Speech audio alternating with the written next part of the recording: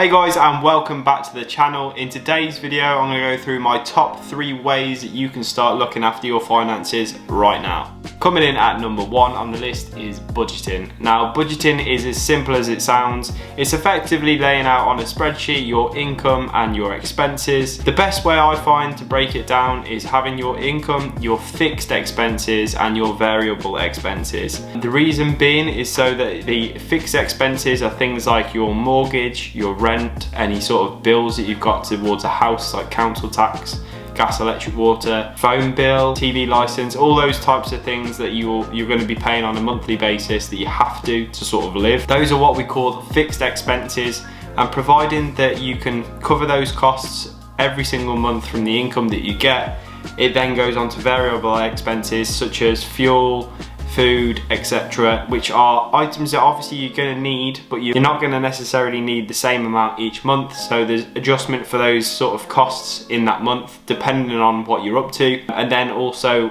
what sort of savings you can be putting away on that sort of budget. So it breaks it down from income, fixed expenses, variable expenses, and then savings. I really do think budgeting is an absolute vital way to make sure that you understand where your money is and where your money is going. I've used budgets now for about 4 or 5 years and I honestly could not do without them. They are the absolute holy grail for me in terms of looking after my finances and making sure I'm on track to get to where I need to be. But the one thing to note about budgeting is it shouldn't ever be restrictive. It shouldn't ever restrict you from buying things that you actually want. Budgeting is not about constantly just eating bread and water like all day every day.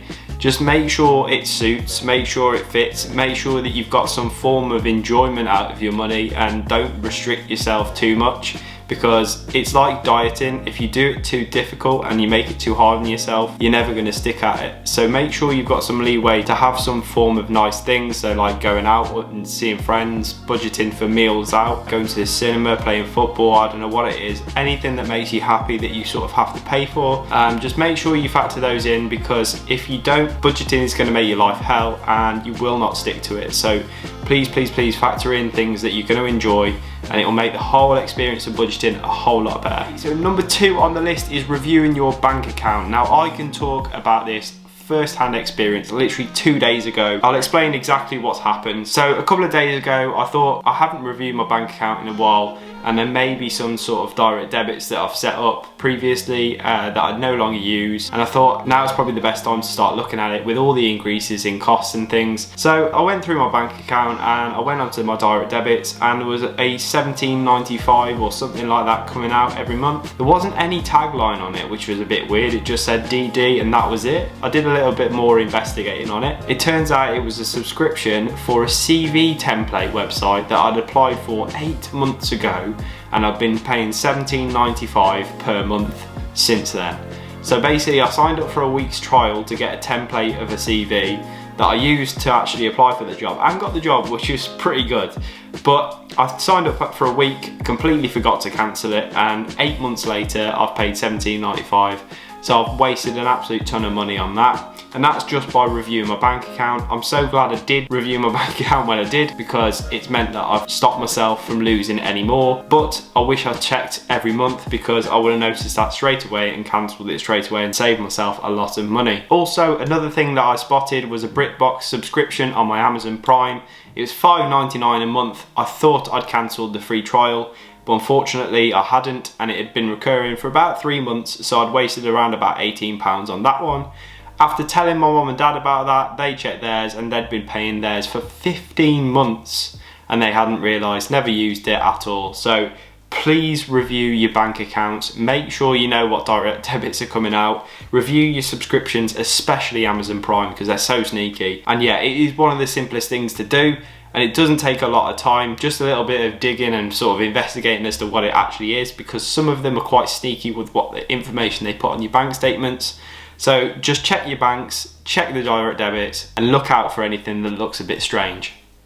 So my third and final tip is to follow people like myself, small YouTubers, small Twitter pages that are after protecting people's wealth and advising people how to invest and sort of when to start investing. There's so many people that are in this sort of personal wealth and finance sort of community that has been built up through YouTube, Twitter, Instagram and TikTok There is so many people that you can learn from, but honestly, I can recommend quite a few. For Twitter, I would say Making Money Simple. He is an absolute legend.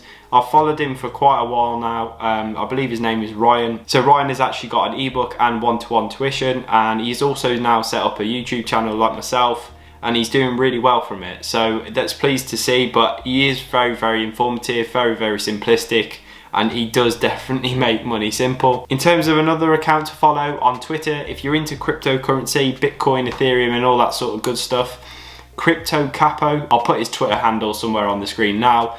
This guy is the absolute bread and butter of knowing what's going to happen with the crypto market.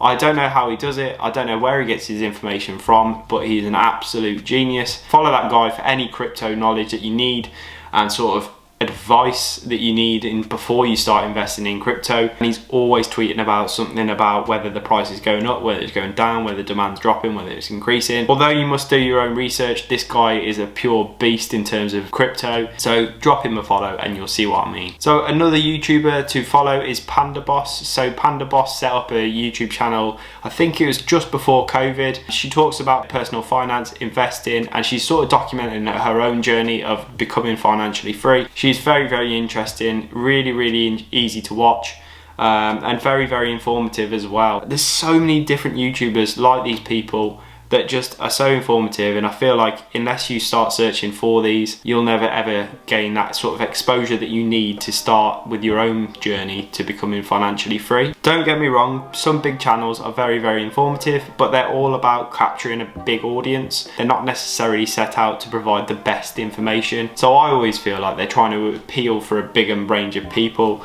and the information sort of gets a bit vague and a bit hazy. So small YouTubers, stick to them, absolute gold dust.